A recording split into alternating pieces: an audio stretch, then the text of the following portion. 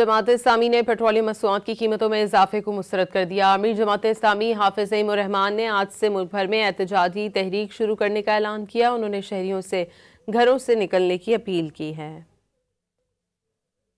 حکومت نے پیٹرول بم پھینکا ہے عوام پر، وحشیانہ کارروائی کی ہے، کسی صورت میں بھی یہ قابل قبول نہیں ہے۔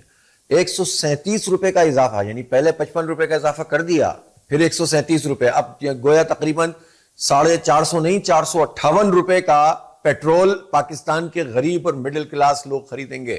اسی طرح 520 روپے کا ڈیزل خریدیں گے۔ یہ 184 روپے کا اضافہ کیا ہے۔ جماعت اسلامی اس کو مسترد کرتی ہے اور ہم آج سے ہی احتجاجی تحریک شروع کر رہے ہیں۔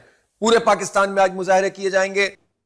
جماعت اسلامی نے پیٹرولیم مصنوعات کی قیمتوں میں اضافے کو مسترد کر دیا۔ امیر جماعت اسلامی حافظ نعیم الرحمان نے آج سے ملک بھر میں احتجاجی تحریک شروع کرنے کا اعلان کیا۔ انہوں نے شہریوں سے گھروں سے نکلنے کی اپیل کی ہے۔